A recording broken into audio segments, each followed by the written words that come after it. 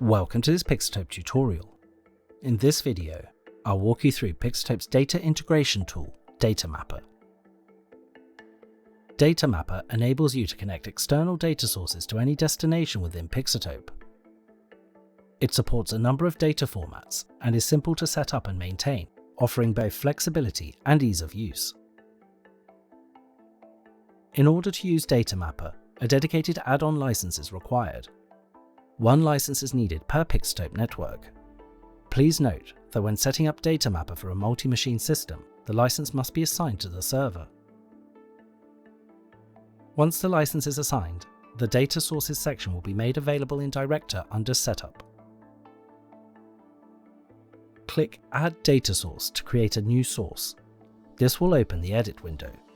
Here you define the source URL, the read frequency, the data type, and the source name. You can also fetch a preview of the data. I'll start by adding the URL of my data source.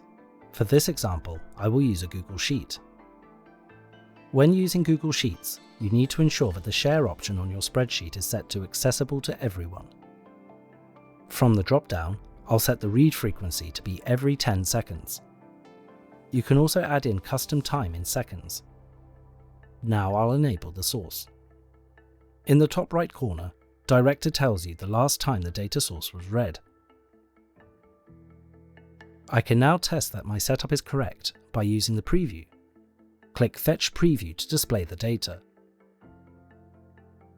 If the data has been successfully fetched, you will see the preview data organized by columns and rows. With my data source configured, I can now move on to set up a control panel. To view configured data sources in Control Panel, go to Menu and then Data Source. Here I can browse the fetched data just as I can in Director. I can see when the data was last fetched, and I can jump ahead and fetch the data immediately if needed. The red circle next to a value is an indication that this data can be used by the Control Panel.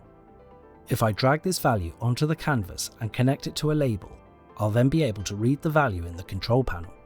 If I set the value to be the source and the target to be an element in my scene, I can send the value to the editor. In this example, I have created a blueprint with 6 text components which I wish to connect to my data source. In my Control Panel, I have 6 labels which I will use to simultaneously display the data and send that data to the editor. First, I will select the label widget by double-clicking on it, and then I will browse to the value I wish to display and drag that into the source field.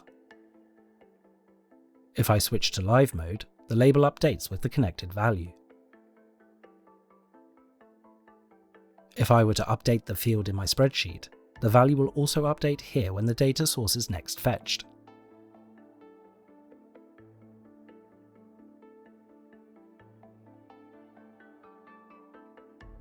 Next, if I drag the value in again to create a second row, and this time set the target to be the text input of the text 3D component in my blueprint,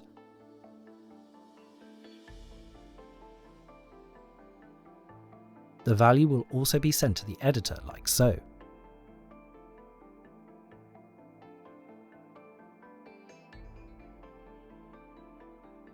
And again, if I update the spreadsheet, the value here will also be updated.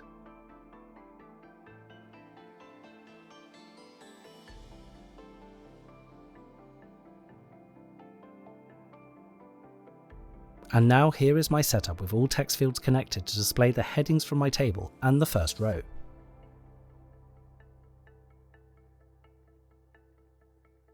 It is also possible to use the data from Data Mapper without a control panel. Instead, we will get the data directly from the store using a blueprint. The store is a Pixotope service which can be considered as the main back-end component of a Pixotope network. When you configure a data source in Director, the configuration along with the fetched data is saved to the store. For an overview of the current data in the store, you can use this link on any machine where Pixotope is running. In the Blueprint editor, I can use the Read Data node listed under Data Mapper to read data saved in the store. The store file is in JSON format. We therefore need the getJSON string node to fetch the relevant value from the store by setting the JSON path. The configuration of the JSON path differs depending on the data source. For Google Sheets, it's calculated as follows. To get the name of the first person in my table, rows 0 selects the first row in the table, C0 selects the first column in the table, and then V is the value of the selected cell. There is also F, which is the formatted value of the cell. We can put that together to produce a complete JSON path like so. For JSON and XML data sources, the JSON path is structured as follows. To get the name of the second person in the list, group is the object. Participants is the array within the group object. The index represents the position in the array, essentially the number of the item you're targeting. And finally, the property key is the specific attribute or value I wish to retrieve from the array at that index. Putting that all together to get the name of the second person in the array, the JSON path is this. With the blueprint set up to read from the data sources, I can now connect to elements in my scene to display the data.